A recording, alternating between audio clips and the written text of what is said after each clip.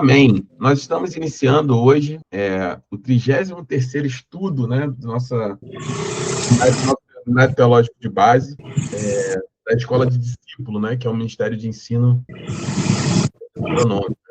E hoje nós vamos estar falando, né, nesse momento, sobre um tema importantíssimo, né, na vida cristã, que é justamente os resultados da salvação, né? A gente vai entender, né, como o Senhor age, né, e quais são as consequências, né, nesse que é o maior ato de Deus em favor do ser humano, né? A gente às vezes tem costume de não encarar dessa forma, né? A salvação, eu fui salvo e tende a ver os atos de Deus na nossa vida só quando o Senhor nos dá o livramento, nos dá uma porta de emprego, fala conosco diretamente, né? Só com atos nesse tipo de atitude, como as atitudes de Deus se limitassem ou só fossem essas, né? Nesse aspecto. Mas, na verdade, a salvação é um ato, é uma atitude de Deus em direção às nossas vidas, e é sobre isso que nós vamos falar hoje, porque uma salvação completa vai produzir em nós também uma vida completamente nova em Cristo Jesus.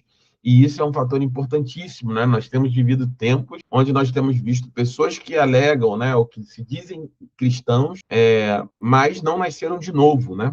Então, uma salvação completa, obrigatoriamente, ela implica numa vida completamente nova, né? Por isso que esse termo, nascido de novo, ele é fundamental para nós. Nós precisamos entender que existem muitos cristãos no mundo, mas aqueles que estão em Cristo Jesus são chamados os cristãos nascidos de novo, né? Baseado naquela conversa entre o Senhor Jesus e Nicodemos, né? Que fala aquele que é necessário que o homem nasça de novo, nasça do Espírito. E aqueles que nascem do Espírito têm sua vida completamente transformada. Mas isso é papo para daqui a pouco na nossa aula. Nesse momento eu vou pedir para a irmã Eliane orar por nós, né? Lembrando que todas as nossas aulas estão disponíveis no YouTube. Eliane, vamos orar em nome de Jesus, amém? Sim, Amém. Senhor, meu Deus e meu Pai, entrando, Pai, na Tua presença, Pai, eu entrego cada um, Senhor, dos participantes dessas aulas de hoje nas Tuas mãos, Senhor, o nosso pastor, Senhor, que vai administrar a nossa aula, Pai. A gente possa entender, Senhor, o que vai ser ensinado, Senhor, nessa noite, Jesus. Te entrego cada um nas Tuas mãos, Jesus, amém. Amém, amém. Então, nós estamos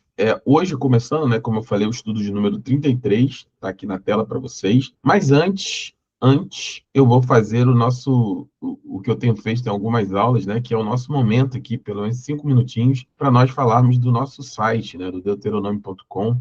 A ideia é que cada vez que nós entremos aqui numa aula, nós possamos falar um pouco aqui disso que tem sido, né, uma bênção em nossas vidas, que é a publicação, né, do nosso site, né? Então, nós temos aqui, né, o nosso site, para você que não conhece, está assistindo o YouTube pela primeira vez, é só acessar www.deuteronomio.com.com, não tem o BR, mas se acessar o BR também, né, nós adquirimos o domínio, vai cair diretamente na página da igreja.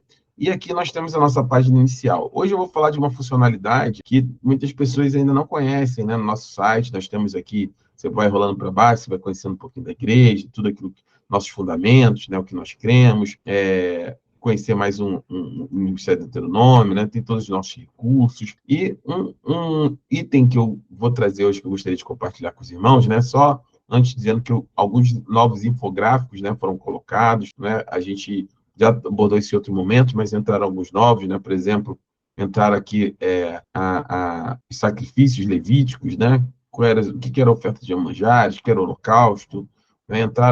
Entrou também aqui novo o período intertestamentário, né? Então, ou seja, entre Malaquias e Mateus, né? Você tem uma página, você tem uma Bíblia física, né? Hoje em dia as pessoas têm muito Bíblia digital, mas tem uma Bíblia física, deixa eu ver se a minha está aqui, ó, não sei se vocês vão ver, no final aqui, entre Malaquias e Mateus, né? O último livro do Antigo Testamento e o Novo, vocês conseguem ver aqui, irmãos? Vocês estão visualizando? Digam para mim, vocês veem? Conseguem ver a Bíblia, sim? Sim ou não? Conseguem ver? Irmãos? Alguém pode me responder? Conseguem ver? Não, porque o fundo lá do Deuteronômio está fazendo tipo sombra. Eu mas estou aqui vendo. Mas aqui dá para ver, né? Agora dá para ver, né? Isso, agora deu. Então, você tem aqui o texto, né? Deixa eu tirar aqui o meu rosto, que eu acho que vai ficar melhor. Você tem aqui entre o Antigo e o Novo Testamento, você vai ter uma folha em branco, tá vendo? Está até escrito Novo Testamento, mas ela é em branco. E essa folha em branco... Interbíblico chamamos? Oi? Chamamos de interbíblico. Se chama período intertestamentário, né? Entre os testamentos. E é justamente o período de 400 anos, né? Onde o Senhor não falou, né? O Senhor se calou durante 400 anos, o silêncio de Deus durante esse período. Deus não levantou profetas, não levantou juízes, não levantou reis, não levantou ninguém, até que inicia-se, né, o Novo Testamento com a vinda de Cristo. E esse período intertestamentário, né, está aqui descrito, se você quiser saber o que há, né? Então, foi o que Israel sofreu nesse tempo, o domínio persa, depois o domínio helenístico, né? A parte dos macabeus e os asmoneus, né? Se você já teve acesso à Bíblia Católica, nós consideramos um livro apócrifo, né? Deuterocanônico, ou seja, fora do cânon bíblico, mas tem lá os relatos de Macabeus, né? Da revolta dos Macabeus. Então, e o domínio romano, quando porque assim, entre Malaquias e Mateus, nós saímos de um período de Malaquias e entramos já com um contexto de Mateus onde os romanos já dominavam sobre Jerusalém, sobre Israel. Então, justamente aqui explica, né, esse período, né, o que aconteceu. Você tem aqui, ó, o que aconteceu, o anúncio de João Batista, né, o Herodes o Grande, que faz o templo. Então, por exemplo, o fim do silêncio, ele começa justamente com o ministério de João Batista no Novo Testamento. E todos eles têm tour guiado, ou seja, você clicando aqui no tour guiado... 539 a 332 a.C. Tem aqui a altura. Domínio persa sobre Judá. Após Ciro, os persas governam Judá. Você tem todo o tour guiado, tem uma visão geral, né? E pode navegar para o infográfico. Mas hoje eu quero falar de outra parte, que é aqui em Bíblia, né? Você tem a opção aqui, plano com Matetes MD. Se você não conhece o Matetes, significa discípulo, né? Ela é a nossa IA do Ministério do Deuteronômio. Ela está sempre presente aqui, por exemplo, nesse cantinho aqui, ó, do site, você tem como...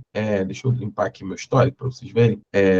Você tem como perguntar a ela, né? Então, por exemplo, qual é o devocional do dia? E ela vai te dizer justamente e te dar o link, né? Se você pode também as aulas do CETEB, você pode perguntar quais são, por exemplo, uma pergunta qualquer, quais são os 4 evangelhos, né? Ou qualquer tipo de pergunta, você pode testar à vontade. Estou dando exemplo aqui para você poder verificar, né? Os 4 evangelhos são Marcos, Lucas e João, Mateus, Marcos, Lucas e João. Eles narram a vida e ministério.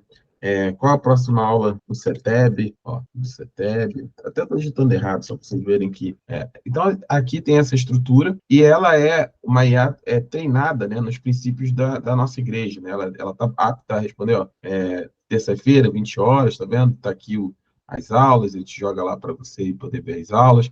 Então, está tudo aqui de maneira clara, mas ela é treinada com as bases do nosso ministério, né? Então, quando nós vemos em Bíblia, você tem como fazer um plano de leitura, né? Um plano com Matetes. O que significa isso? Eu carreguei na base, né, deles uma série de estudos que você pode, por exemplo, fazer. Então, tem temas sugeridos. Poxa, pastor, eu queria fazer um estudo aqui. Poxa, eu e meu marido, eu e minha filha, eu e meu filho, estávamos falando, por exemplo, sobre família. Então, se você clicar aqui em família, que é um tema sugerido, ele vai visualizar a base, né? E ele vai gerar para você um plano de estudo personalizado, né? Isso eu estou colocando aqui um tema sugerido, mas eu já tinha visto aqui, por exemplo, eu tinha gerado um sobre ansiedade. Então, se você clicar aqui, eu já tinha gerado o plano, tem todo o plano de ansiedade, 7 dias, né? Eu fiz um plano, abriu aqui sobre família, um plano de 10 dias que eu pedi sobre família. Então, aqui tem um plano falando da reflexão sobre a família, né? Os itens, né, os estudos, uma oração, né, e você pode ir marcando como concluído, né, para você ter esse controle, né, pode favoritar o seu plano, enfim, você tem uma série de opções aqui para você fazer estudos direcionados, né, e fica sempre salvo, tá vendo? Meus planos gerados estão todos aqui, ó. Ele marca o percentual de avanço, eu peguei família, como são 10 estudos, eu marquei um como concluído, ele me deu um percentual de avanço de 10%, por exemplo, no meu plano, para me ter esse controle, mas eu posso fazer qualquer tipo de estudo. Eu quero fazer um plano devocional aqui sobre mente renovada, por exemplo. Então, mente renovada, né? Vou colocar aqui um plano de estudo sobre mente renovada, e você define o período de dias, tá? Aqui que eu acabei não clicando, mas aqui tem 7, 10, 15 dias, você dá a quantidade de dias que você gostaria de estudo, né? Por exemplo, aqui no de ansiedade, enquanto ele gera lá, é um período de 7 dias, tá vendo? Então, fala aqui, ó, reflexão, né, sobre ansiedade. Sabemos que Deus age em todas as coisas para o bem daqueles que o amam, dos que foram chamados de acordo com seu propósito, conforme Romanos 8:28, né? Então ele fala, abriu aqui, ó, uma mente renovada, por exemplo, preparou um estudo, um plano de leitura bíblica sobre mente renovada, fundamentada na teologia reformada, com foco na soberania de Deus e a transformação da palavra pelo Espírito Santo, a NVI. Então ele traz o versículo, ó, assim eu lhes digo que insisto no Senhor, não vivam mais como gentios que vivem na futilidade de seus pensamentos, eles estão escurecidos no entendimento, separados da vida de Deus, por conta da ignorância que estão, devido ao amadurecimento do seu coração. Tendo se tornado insensíveis, né, eles se entregaram à devassidão, cometendo com avidez toda espécie de pureza. E aí vem sempre uma reflexão, né? Caros irmãos e Cristo, estamos nessa jornada pela mente renovada, confrontando, né, a triste realidade da mente não regenerada, e aí sempre uma oração no final, uma aplicação pessoal, né? Pai Celestial, que reconhecemos a futilidade por cima da nossa mente caída, perdoando nossos pensamentos pecaminosos, nossa ignorância espiritual, humildemente pedimos que tua graça nos prepare para a obra de renovação e realize amém. Então, toda a estrutura, né, a base, vamos dizer assim, né, de conhecimento foi gerada, eu fiz os inputs, treinei ele, e ele vai montando essas bases conforme a gente vai fazendo a estrutura e as diretrizes estão estabelecidas. E fica tudo aqui gravado, né? Você pode, eu não gostei desse estudo que ele gerou de mente renovada, não. Você pode aqui digital, pode excluir o plano, você pode fazer toda a edição sem problema nenhum. Enfim, ele dá algumas sugestões. Você quer sobre gratidão, você gera o plano. Você quer sobre versículo e renovação, fé na crise. Ó. Legal esse estudo, ó, fé na crise. Quero fazer um estudo aqui, ó, de 5 dias, de 10 dias, 14 dias, 21 dias, 31 dias. Você pode fazer de todas as... Bom, fica aí a minha dica de hoje, né, do nosso site, né, para que você possa explorar cada vez mais esses eventuais temas, né, eventuais situações. Você não precisa ficar somente preso ao devocional, né, mas você pode fazer uma série de estudos, né, que você bem entender. Amém? Então vamos agora para o... Só lembrando, né, é só você clicar em www.deuteronomio.com, né, ou deuteronomio.com.br, tanto faz, vai ser direcionado, e a partir dali você vai ter acesso aos nossos estudos.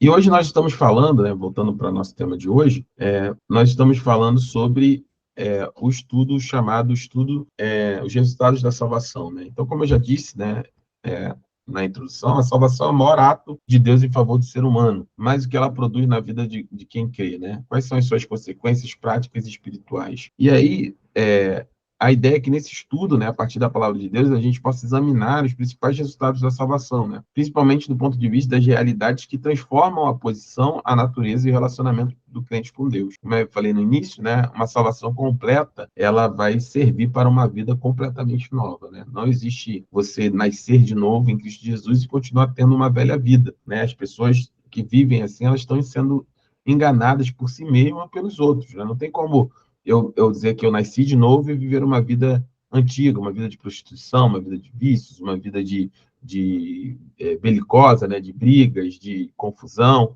Não existe. Você nasceu de novo, você precisa... Uma salvação completa em Cristo vai produzir em nós também uma vida nova, uma vida completamente nova. Então, o primeiro ponto aqui é entender o que é a justificação, né? Eu separei esse texto de Romanos, né? 8, a justificação. Agora, porém, né, se manifestou uma justiça que provém de Deus, independentemente da lei, da qual testemunham a lei e os profetas, a justiça de Deus mediante a fé em Jesus Cristo para todos os que creem. Não há distinção, pois todos pecaram e estão destituídos da glória de Deus, sendo justificados gratuitamente por sua graça, por meio da redenção que é em Cristo Jesus. Deus ofereceu como sacrifício para a expiação pelo seu sangue, para ser recebido pela fé de forma a demonstrar a sua justiça. Isto porque, na sua tolerância, deixou impunes os pecados anteriormente cometidos. Todavia, no presente, Deus demonstrou a sua justiça a fim de ser justo e justificador daqueles que têm fé em Jesus. E o que significa, né? O que é a justificação? Na teologia, né, protestante, a justificação é um ato forense, realmente. Né? Essa palavra vem do ponto de vista, vamos dizer assim, do campo, né, do conhecimento forense, né, judiciário, legal, né? É importante a gente ter sempre esse perfil quando nós lemos a Bíblia, né? Então, quando existem certos termos que usam e que nós precisamos encarar esses termos dentro da estrutura que eles foram considerados. Então, quando fala de justificação, do ponto de vista legal, do direito, né? É isso que Paulo está empregando. Assim como ele fala que a paz de Deus, né, será como sentinela em nossa mente, essa sentinela do ponto de vista militar mesmo, né? É aquele guarda que fica lá na guarita, vigiando, né, dia e noite, né, para que haja, vamos dizer assim, o resguardo daqueles que estão sob sua proteção. Então, quando Paulo fala que a paz de Deus, ele guarda a nossa mente, né, guarda o nosso entendimento, é nesse sentido. Então, aqui a justificação é um ato forense, um decreto judicial de Deus, né? É um processo, não é um processo gradual de tornar-se justo, ou seja, não, as pessoas têm essa visão equivocada que, não, eu vou caminhar com Cristo e gradativamente eu vou me tornar justo, porque entendem que a justiça é um ato que depende da minha e da sua conduta. E não é isso. A Bíblia aborda o ato de justificação como um decreto judicial de Deus. Deus decretou, né, como uma declaração instantânea e definitiva. O pecador é declarado justo diante do tribunal divino. É uma sentença emitida, né? Assim como um juiz emite uma sentença, ela é o famoso cumpra-se, né? Uma vez que ele emitiu a sentença, é necessário que seja cumprido.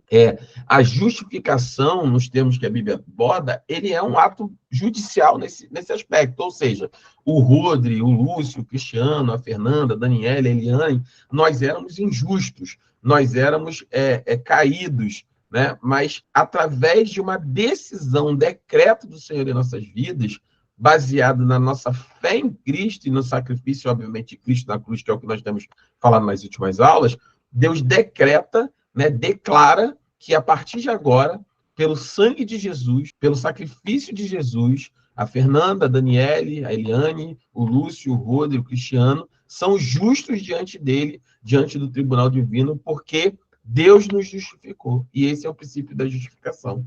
É quando alguém atribui a justiça, justifica alguém que não deveria ser considerado justo, né? Então, qual é o fundamento da justificação? Ela não se baseia em obras humanas. Lembra nós temos falado sobre Efésios 2, 8 e 9, né?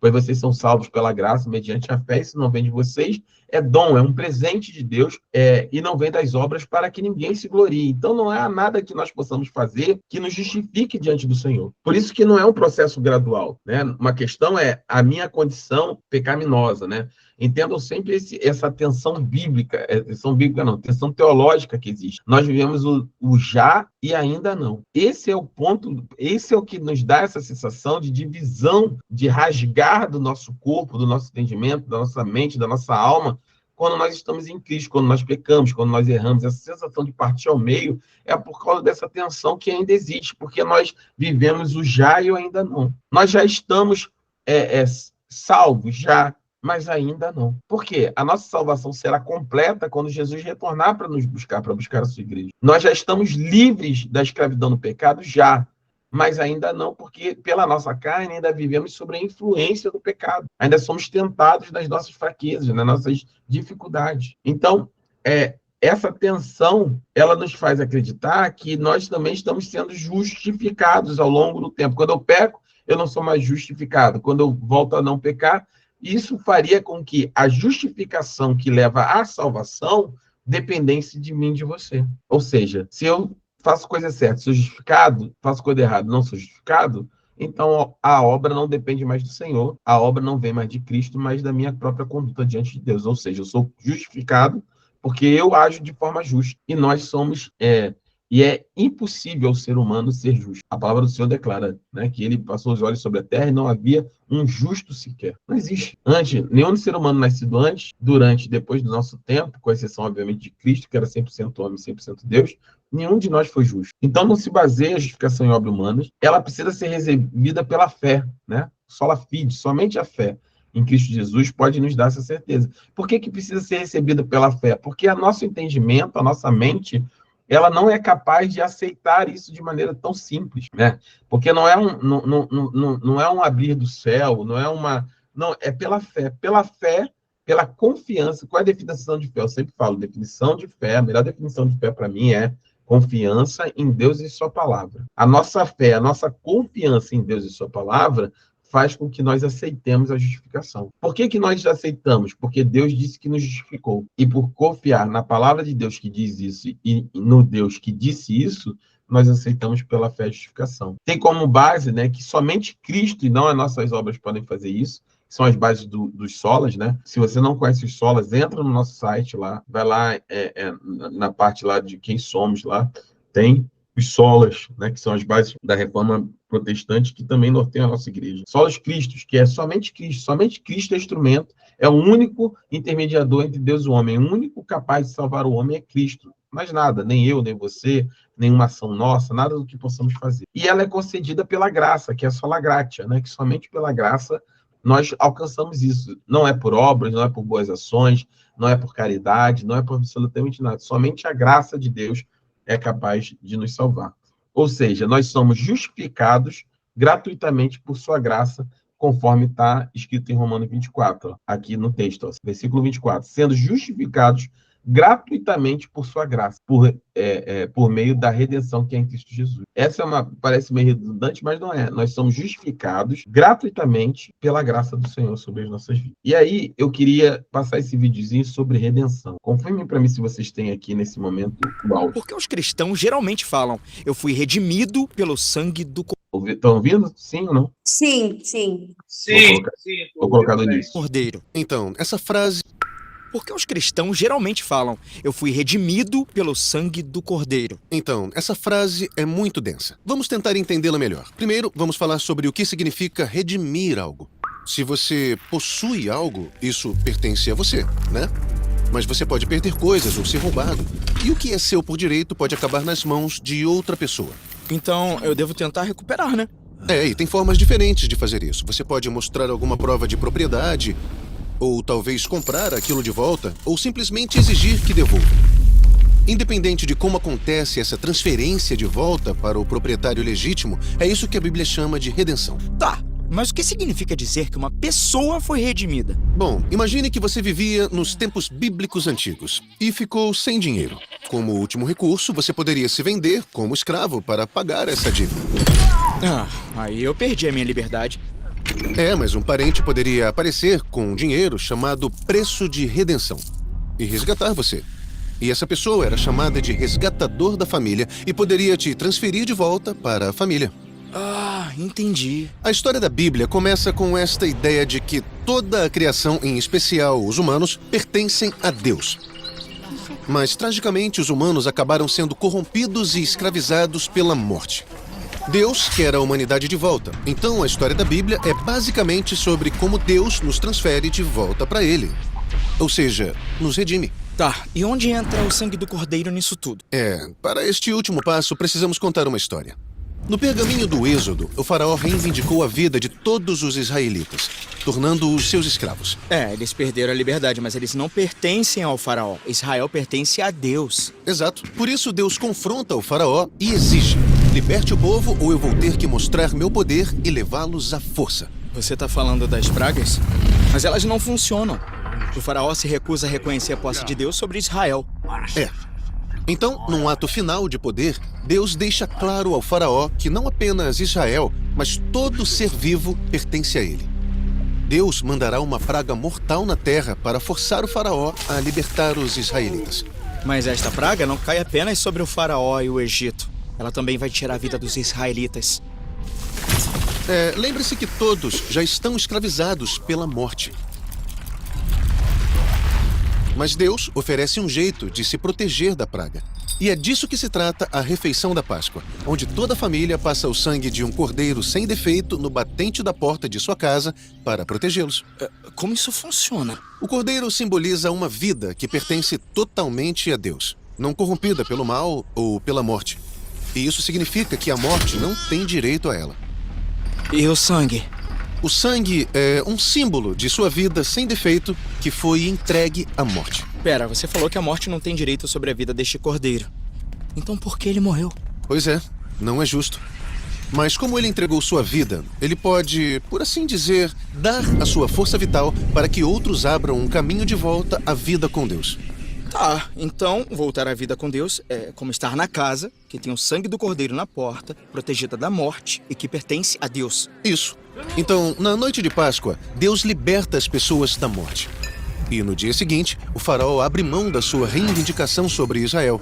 Então Deus também os liberta da escravidão. As duas libertações são centrais para o que significa redenção no resto da Bíblia. Tudo bem, mas Deus redimiu Israel para um propósito maior, não é? Para que fossem parceiros de Deus e representassem seu caráter para as nações. Mas a história de Israel fica trágica quando eles e todo o resto da humanidade se tornam escravos dos seus desejos corruptos e da violência mortal que isso gera. Em vez de viver em liberdade, Israel continua sendo reivindicado pela morte. Então, como Israel ou qualquer outra pessoa pode ser verdadeiramente redimida da morte? Essa é a questão que nos leva à história de Jesus. Jesus anunciava a chegada da redenção de Deus. Ele levou uma vida totalmente dedicada a amar a Deus e amar os outros, libertando-os da doença e da morte. Depois, Jesus foi a Jerusalém no fim de semana da Páscoa para confrontar o poder da própria morte. E os líderes da cidade decidem matá-lo. Ele era inocente, não tinha defeito. Os líderes não tinham direito de exigir a vida dele. Verdade, não foi justo. Mas num ato de amor generoso, ele entregou a sua vida pelos outros. E quando Jesus ressuscitou dos mortos, tudo ficou claro. Jesus é a reivindicação definitiva de Deus contra a morte.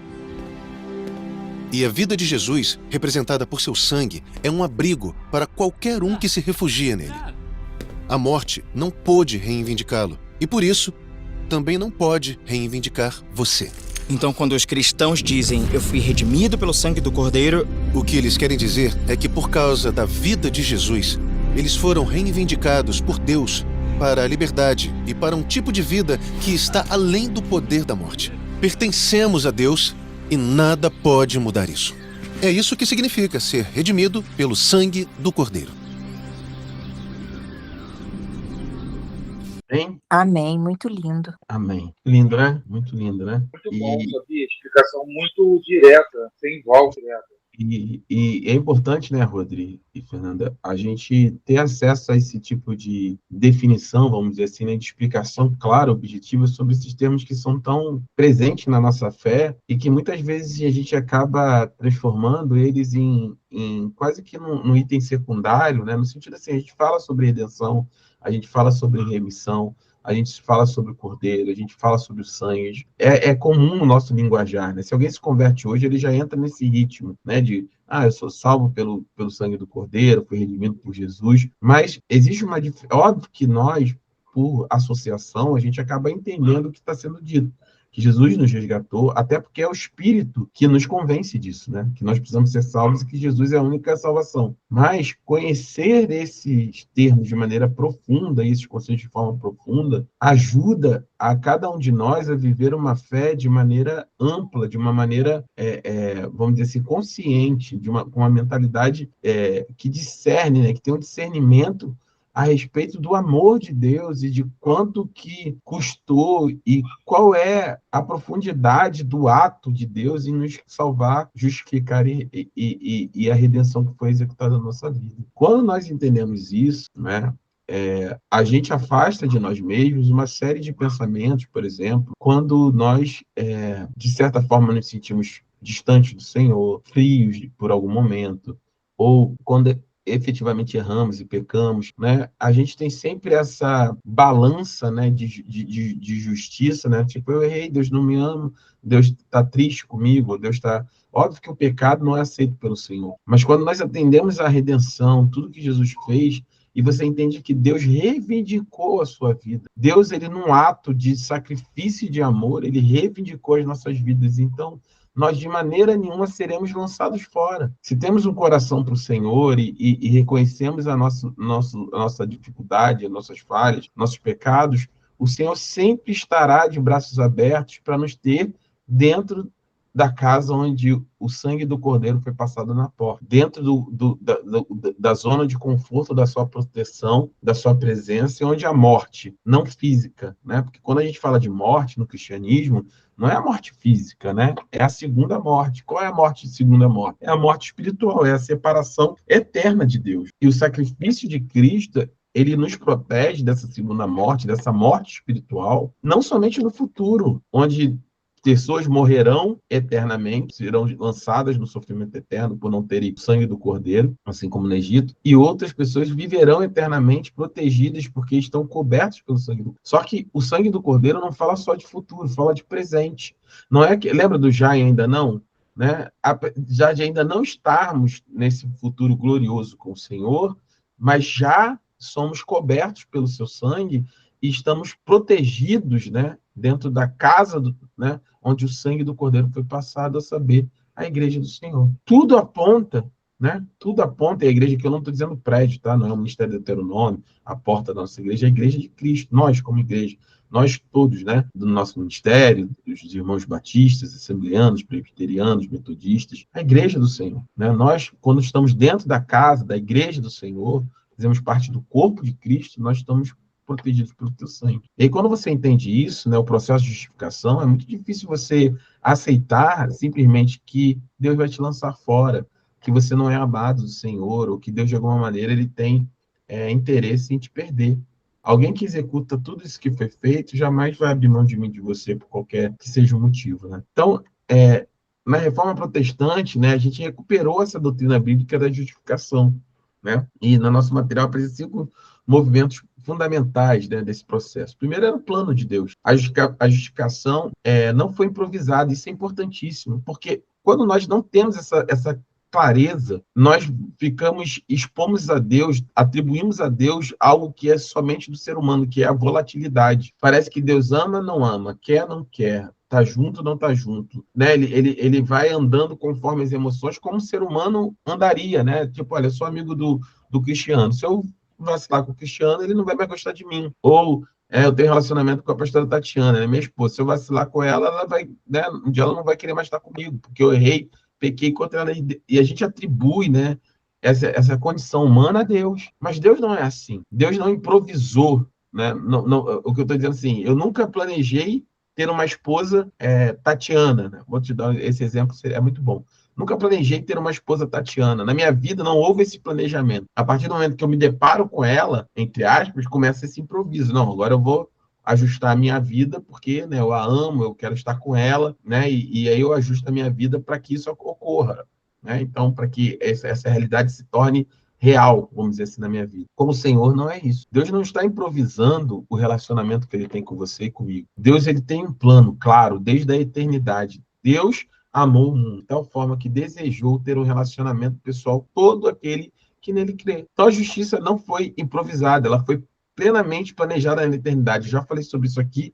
Para mim, Efésios capítulo 1 é um dos textos mais lindos sobre isso. Mostra a atuação da triunidade, da trindade do Senhor no plano da salvação. Leia capítulo 1 de Efésios com essa visão. 3 pessoas distintas trabalhando num único plano. É isso que está lá em Efésios capítulo 1. O Pai desejou, planejou, o Filho veio, executou, e o Espírito testifica e testemunha de tudo aquilo que é o plano da salvação do Senhor. Então, Deus, em sua soberania, determinou salvar pecadores por meio de Cristo. Deus desejou isso. E como é que ele viabilizou esse plano, né? Eu estava falando com meu irmão mais cedo, a gente estava cuidando de umas coisas da base missionária, né? A gente está tentando viabilizar, né, a estrutura lá de recepção lá das pessoas, de conforto, do ponto de vista de alojamento. Então, como a gente fala assim, né? É um estudo de viabilidade, né? Como é que a gente consegue, quais são os requisitos, né? Como é que a gente plana, a partir desse plano, a gente monta a viabilidade daquilo que a gente está planejando, né? Ver se é viável ou não, por exemplo, ou os requisitos para que se torne viável. Então, a viabilização de Deus do seu plano foi feito como? Por meio da fé. A fé não é mérito, né? Ela é um canal pelo qual o pecador recebe a graça, né? Lutero, na Reforma Protestante, redescobriu a fé. Por isso que o Romanos 1, capítulo 17, é tão potente, tão importante para nós crentes, porque ele diz que o justo viverá pela fé. E nós temos sempre o olhar, né? Não, eu vivo pela fé, né? Eu vivo pela fé. Não, eu acho que eu não falei ainda, eu vi aqui. Márcia, Vera, sejam bem-vindas, tá? Acho que a Márcia entrou aí. Amém, pastor. A Vera está aqui. Seja bem-vinda, minha irmã.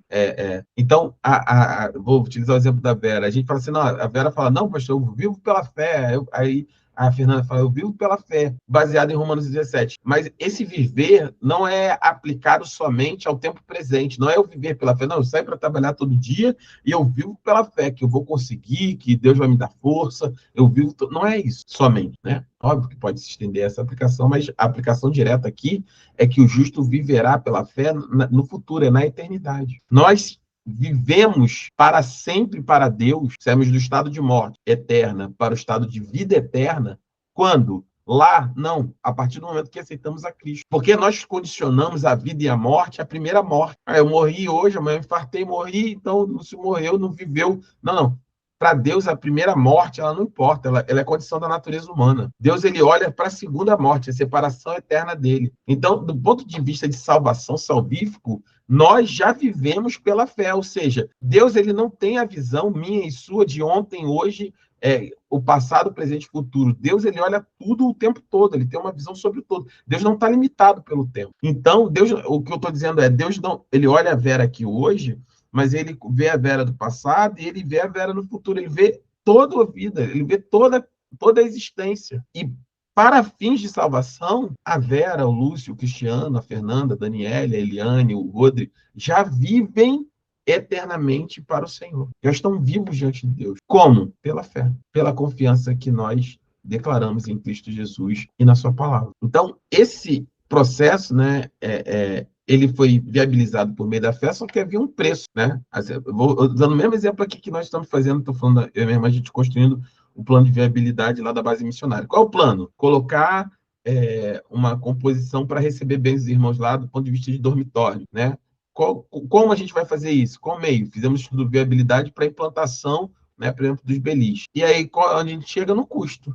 Qual é o custo para fazer que esse plano seja viabilizado pelo meio que nós estabelecemos? Existe um custo, né, que é o que a gente está ponderando. E com Deus é a mesma coisa. O plano, qual era o meio? Através da fé. E qual era o custo? Um preço impagável, que somente poderia ser pago pelo sangue de Jesus. Cristo pagou o preço da redenção com seu próprio sangue, né? Sua morte foi substitutiva, que é o que nós estamos falando aqui. Ele morreu no lugar do pecador. E isso nos fez, como a morte é substitutiva, né? A cruz, onde nós deveríamos estar, mortos eternamente diante de Deus, Jesus morre, toma o nosso lugar, e aí ele substitui e nós nos tornamos justiça através do sacrifício. Então, o crente é colocado em Cristo. Por isso que nós estamos falando, eu estou falando sobre Romanos na igreja, todo tempo estou falando, olha, é diferente. Eu sou crente. Não, a pergunta não é se você é crente, a pergunta é, você está em Cristo? Porque quando o crente está em Cristo, é colocado em Cristo, a sua justiça é imputada ao pecador. Não é uma justiça própria, mas a justiça de Cristo acreditado na conta do crente. Você tinha uma dívida, não podia pagar. Como é que você paga? Pelo preço do sangue de Cristo Jesus. Então, esse crédito, né, ele é atribuído a nós para zerar a nossa dívida e nos fazermos sermos salvos, sermos justificados, sermos justos diante de Deus através do preço de Cristo pago na cruz do Calvário. E aí existe o pronunciamento divino, né? Deus, como juiz, pronuncia o veredito justo. Esse decreto é irrevogável, eterno, e ninguém pode condenar o que Deus justificou, conforme está em Romanos 8, 33 e 34. A questão é, o juiz, né, ele tem o poder de decretar o veredito, culpado ou inocente, justo ou injusto. E olhando todo o caso, todos nós fomos condenados. Mas, por Cristo Jesus, Deus declara na vida do Lúcio, do Cristiano, do Rodri, da Vera, da Fernanda, da Daniele, da Márcia, da Eliane, justo. Vera agora é justa, Eliane é justa. E esse decreto, essa decisão do Senhor, ele é irrevogável, ele é eterno. Ele é eterno. Porque ele foi estabelecido a partir do sangue do Cordeiro. Então, a salvação em si, né, ela é obra da graça, né? Do princípio ao fim. Não existe nada do que nós possamos fazer. Então, o julgamento da natureza do pecador, né? Eu coloquei aqui o texto, e eu vou ler, é bem grande, mas e eu já falei sobre isso, né, na igreja, mas é importante esse texto de Romanos 6, que diz assim, olha, sobre o pecado, né? O que diremos então? Continuaremos no pecado para que a graça transborde, né? De maneira nenhuma. Nós, os que morremos para o pecado, como ainda viveremos nele? Ou vocês não sabem que todos os que fomos batizados em Cristo Jesus, fomos batizados na sua morte? Portanto, nós fomos sepultados com ele na morte por meio do batismo, a fim de que, como Cristo foi ressuscitado dentre os mortos pela glória de Deus, glória do Pai, assim também vivamos uma vida nova. Se, pois, nos tornarmos unidos na semelhança da sua morte, certamente seremos também na sua ressurreição. Pois sabemos que o nosso velho homem foi crucificado com ele, para que o corpo pecaminoso seja destruído, de modo que deixemos de ser escravos do pecado. Pois quem morreu foi justificado do pecado.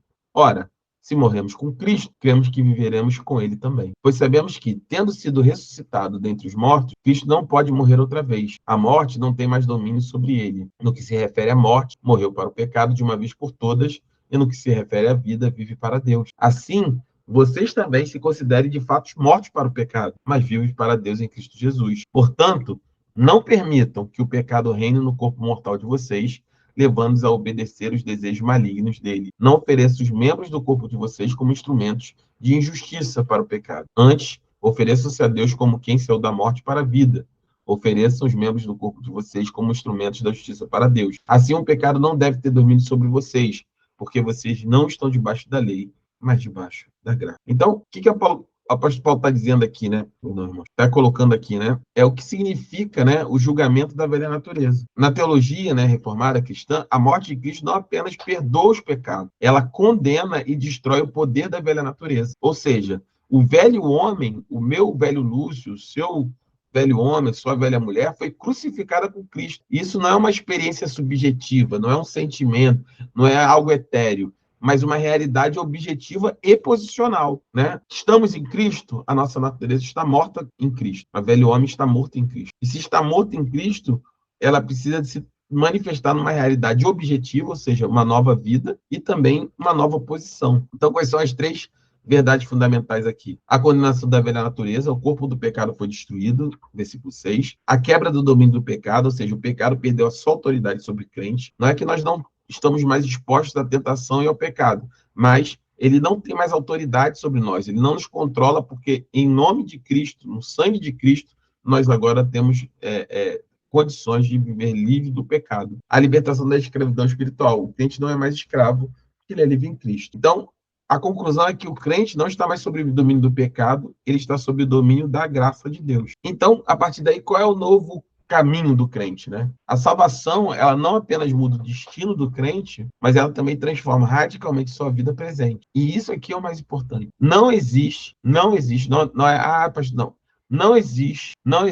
nova vida em Cristo Jesus sem uma transformação radical da vida presente. Aquele que roube, não roube mais. Aquele que mente, não mente mais. Aquele que se prostitua, prostitui, não se prostitua mais. Aquele que é viciado, né?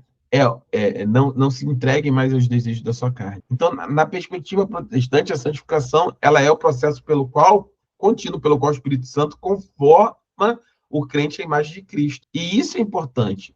Óbvio que nós sabemos que tem processos, né? Processo contínuo. Deus vai nos moldando, crente, à imagem de Cristo, ao caráter de Cristo. Então, óbvio que tem processos na minha, na sua vida, que são mais demorados e outros são mais rápidos. Mas a disposição do meu e do seu coração em abandonar o pecado, ela precisa ser real e verdadeira, né? Não tem como, o que eu estou dizendo você encontra com um crente hoje. Como é que você está, minha irmã? Estou lutando, me converti agora, Deus está trabalhando. Minha vida, não, ainda sou mentiroso, né?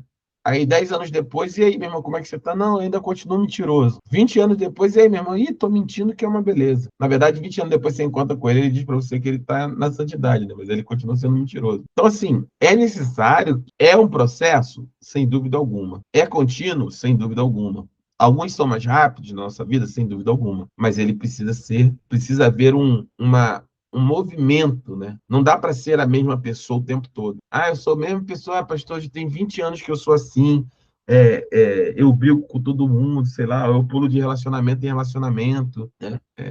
O crente, sei lá, Fábio Júnior, né?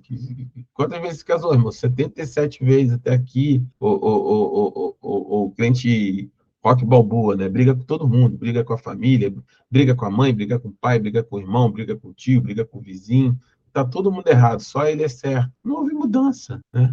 Não houve transformação. Vive a mesma vida, a velha natureza, ao mesmo tempo que tem de conversão. Então, o resultado da salvação é necessariamente uma nova existência, né? Ou seja, uma nova vida. O crente foi ressuscitado espiritualmente em Cristo, conforme eu já falei. A vida cristã não é uma reforma moral, ela é ressurreição. Já tenho falado sobre isso aqui, né? Jesus não nos chamou para reformar uma velha vida, não é consertar a vida passada, não é pegar o Lúcio e dar um jeitinho, uma guaribada ali, né? Tipo aquele programa Lata Velha, né?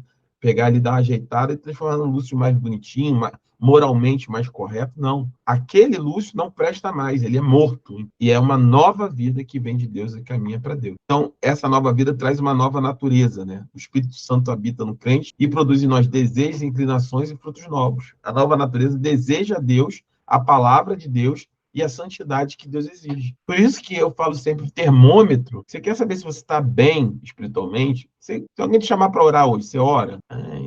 Você lê a palavra? Você tem desejo pela santidade do Senhor? Porque se a resposta é não para isso tudo, você não está vivendo uma nova natureza. Você precisa reaver, né, esse amor que Deus colocou no seu coração. Porque, além de uma nova vida, uma nova natureza, Deus também dá uma nova direção, né? O crente agora vive orientado por Deus, não pelo pecado, né? A sua bússola é a palavra, seu guia é o Espírito e seu alvo é a glória de Deus em tudo que ele faz. Então, não é que eu preciso... eu falei domingo, né? Eu sou profissional. Eu preciso largar o meu emprego e viver para a igreja, para viver para Deus. Não, você pode continuar na mesma vida nesse aspecto, mas você vive como sabe restaurante, quando é o mesmo ponto, o mesmo lugar, a mesma cadeira, o mesmo bairro, é o mesmo tudo, mas a pessoa bota lá a plaquinha assim, sob nova direção, ou seja, é tudo igual, visualmente falando, mas estruturalmente falando, internamente falando, é diferente. Mudou tudo. Se botava muito sal no feijão, agora não bota mais. Se cozinhava com carne de segunda, não faz mais. Porque tem uma nova direção, tem uma nova bússola, e com o crente é a mesma coisa.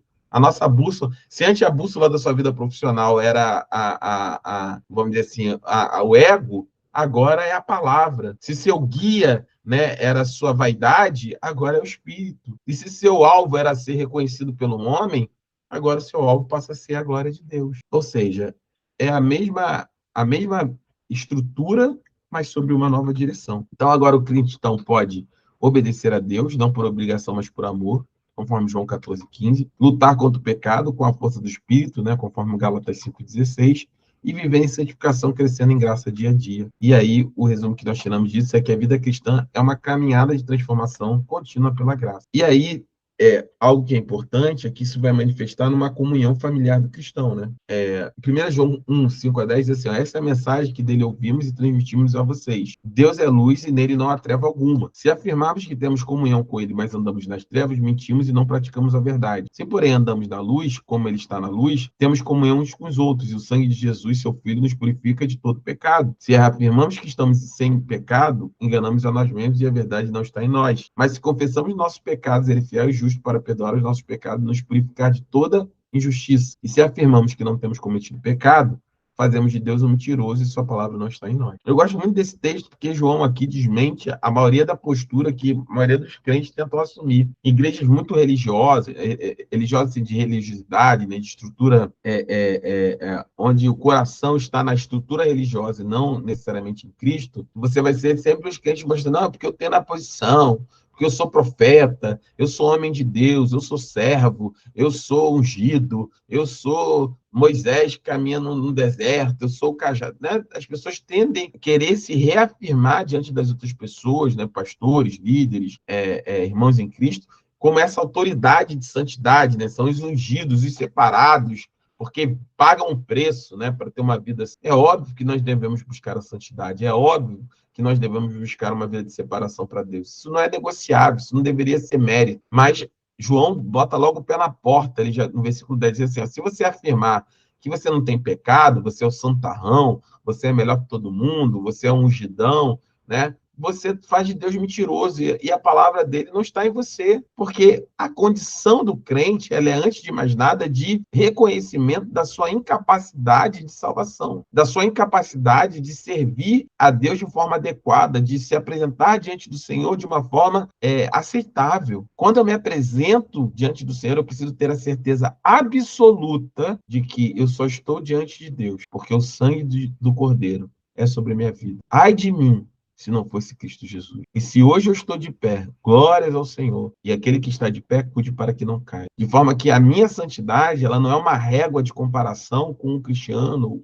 ou do Rodri comigo, ou do Cristiano com o Rodri, da Fernanda com a Vera. Não é reivindicação de que é mais santo, mais profeta, mais ungido, mais cheio de dons. A minha régua de santidade, ela, antes de mais nada, ela só serve a mim mesmo, né? Para entender que se eu estou de pé, é porque o Senhor tem me mantido assim. Então, a comunhão, ela é familiar do cristão, né? Na teologia protestante, a salvação não é apenas um evento individual. Ela insere o crente na família de Deus. E essa comunhão, ela é vertical com o Pai, né?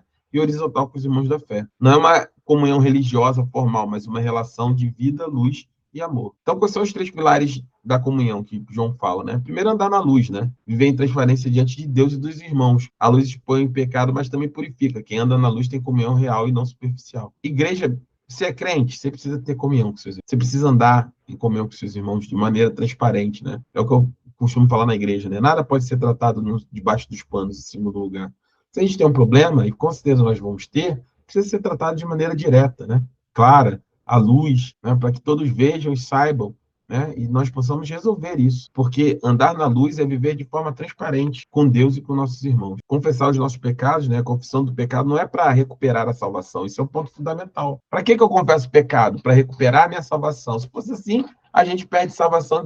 Irmãos, mais uma vez, eu não estou entrando. A gente vai ter, deixa eu abrir um parênteses. Nós vamos ter o estudo no capítulo 4, do seminário, aqui no módulo 4, sobre soteriologia, que é o estudo da salvação. Eu não estou entrando aqui em arminianismo ou calvinismo, né, do ponto de vista de salvação, perder salvação, ter salvação, uma vez salvo, salvo para sempre. Não é isso. Eu estou dizendo o seguinte, abandonando nesse momento essa consideração de soteriologia, de salvação, o que eu estou dizendo se nós fôssemos perder e ganhar a salvação toda vez que pecamos, imagina, eu pequei aqui, fui ali no trânsito, me irritei, perdi a salvação. Aí pedi perdão a Deus e ganhei a salvação. Mas aí eu fui na padaria, a menina me atendeu mal, me irritei com ela, aí perdi a salvação. Aí só lembro de pedir à noite perdão, aí ganhei a salvação. Aí no outro dia eu me discuto com minha mulher, perdi a salvação. Não é isso, né? Não é isso, né? A confissão de pecados, ela não é para recuperar a salvação, mas ela é para restaurar a nossa comunhão com Deus. O acúmulo de pecados, esse sim nos leva na direção da perdição. Mas quando quando você está na carne, que você manifesta, eu discuti com a pessoa na padaria, está na carne. Então, quando nós confessamos esse pecado, não é para restaurar a salvação, mas é para restaurar um espírito manso, comunhão. Se eu falar, Senhor, eu não quero ser assim. Não quero estar nessa velha natureza. Me quebranta, me muda, me molda. Manifesta em mim o fruto do teu espírito. Então, Deus é fiel e justo para perdoar os nossos pecados, e a comunhão, ela é o caminho para a restauração familiar. E, por último, né, é a comunhão. A comunhão com Deus gera comunhão entre os irmãos, isso é claro. Você quer ver alguém você vê alguém que está com a vida espiritual mal com Deus, quando ele começa a se afastar da igreja. A primeira coisa que acontece com quem está mal com Deus é começar a se afastar da igreja. Eu não estou dizendo assim que a igreja é maravilhosa. Não. Quando nós estamos bem com Deus, a gente quer estar na igreja, quer louvar o Senhor, a gente tem ânimo, está em comunhão com os irmãos, tomar um café. Porque a igreja ela não é uma instituição. A gente não tem um Rotary, né? Você é da época do Rotary Club. A gente não é uma associação recreativa, né? O nome da nossa igreja não é Associação Recreativa Ministério do Deuteronômio, não é isso. Ela não é uma instituição, ela é uma família, ela é o corpo de Cristo. O sangue de Cristo nos reuniu e nos une mais do que qualquer laço humano, né? Essa é a chamada comunhão dos santos, né? Então, estar no corpo de Cristo faz parte de uma manifestação de quem quer andar com Deus. Então, quem está em Cristo pertence à família de Deus para sempre. E a conclusão é essa, né? A salvação bíblica, ela, na perspectiva protestante, ela é total, soberana e transformadora, né? Ela não muda apenas do destino eterno do crente, ou seja, não é só lá na eternidade, mas ela configura ou reconfigura aqui toda a nossa existência presente. E aí, o que a salvação transforma como resumo, né? Primeiro, a sua posição diante de Deus, que é o mais óbvio. Pecador condenado torna-se filho amado, de inimigo a herdeiro, de réu a justificado, e essa mudança, ela é permanente e irrevogável, né? Conforme Romanos 8:1. Ela também muda, né? Transforma o seu relacionamento com o pecado. O pecado não tem mais domínio sobre mim e você. O crente ainda peca, mas não é mais escravo do pecado, que são coisas completamente diferentes. Ou seja, há luta, sim, mas há também vitória. O crente que sempre é derrotado pelo pecado, não, pastor, sempre, não consigo ficar um dia sem pecar, né? Precisa rever essa estrutura, esse conceito. E por último, a comunhão com Deus, né? O crente tem acesso direto ao Pai, né? Não há mais véu, não há mais distância, a comunhão é íntima, contínua e eterna. Ou seja, você não precisa, não depende de mim. Eu vou ter comunhão agora, amanhã no culto de quarta-feira. Se não for quarta-feira, eu só vou ter no domingo. Não depende do pastor, não depende da igreja, não depende de nada, né? Precisa estar na igreja, precisa estar no corpo de Cristo, óbvio, já falei sobre isso. Mas a sua comunhão com Deus, ela é somente sua. O véu que separava o homem de Deus foi rasgado. Eu já falei na última aula sobre isso. Então, quem está em Cristo vive uma nova realidade, agora e também no para sempre, tá? E essa é a primeira aula sobre esse tema. Na próxima aula nós vamos estudar, né, o fim da lei, né, o crente e sua relação com a lei de Moisés, a adoção, né, a plena filiação divina do crente. E aí nós terminamos aqui, amém? Tem mais? Tá claro, irmãos, a aula? Vocês têm alguma dúvida sobre o que foi falado aqui? Não, pastor, ficou super claro. Não, nenhuma dúvida. Amém? Muito Então, claro. amém. Então, essa é a importância, né, de nós entendermos, né, de maneira objetiva, qual é efetivamente, né, um impacto, vamos dizer assim, né, o resultado da salvação na nossa vida. O crente que não entende, né, qual é o processo, o crente que não entende, né, qual é a forma, o que foi colocado na cruz do Calvário, ele vai ter dificuldade na sua caminhada e no seu relacionamento com Deus. Não importa o que aconteça, irmãos, corre para Deus. O resumo dessa aula talvez seja esse. Não importa o que aconteça, corra para Deus. Amém. Deus sempre vai estar de braços abertos para nos aceitar de volta, para perdoar os nossos pecados. Então, a nossa tendência é sempre correr para longe de Deus. Tenha isso em mente. Não importa o que aconteça, Deus ama você, Deus ama cada um de nós. A salvação produziu em nós é poderoso. Nós somos filhos. E quem tem filho aqui sabe, nenhum pai rejeita seu filho, nenhuma mãe rejeita seu filho. Amém. Mãe que vê um filho caído, em desespero, precisando de ajuda, sempre estenderá a sua mão. Sempre estenderá a sua mão. Imagina o Senhor aqui. Talvez essas sejam as palavras mais claras de Jesus. Qual de vocês, tendo um filho que pede pão, vai dar uma pedra, né? Se pede peixe, vai dar uma cobra. Então, ele fala, quanto mais o Pai que está nos céus, né? Se vocês são maus, vocês sabem dar coisas boas aos seus filhos, né? Se vocês são pecadores, caídos, errantes, sabem dar coisas aos seus filhos, imagina Deus, imagina o Pai que está no céu, como ele não sabe cuidar dos seus filhos e estender os seus braços. Amém? Glória a Deus. Terminamos a nossa aula exatamente às 9h20, que é o nosso horário, né? Começamos sempre 10 minutinhos, terminamos com 1h10. Glórias ao Senhor Deus por isso. Vamos orar para nós encerrarmos em o nome de Jesus. Eu vou pedir para o Rodri, se nos abençoa, nós encerramos a nossa aula em nome de Jesus. Sim. Vamos orar. Oremos, Senhor, nosso Deus e nosso Pai, muito obrigado pelos ensinamentos. O Senhor é o nosso eterno professor e nós somos eternos ao Deus. Obrigado pela compreensão, por abrir o coração para entender a Tua palavra explicada. Muito obrigado por tudo. Dá-nos uma noite abençoada e nos guarda em nome de Jesus. Amém. Graças a Deus. Amém. Glória a Deus. Amém. Amém. Amanhã, culto em nome de Jesus, tá? Fiquem na Amém. paz. Deus Rapaz, Deus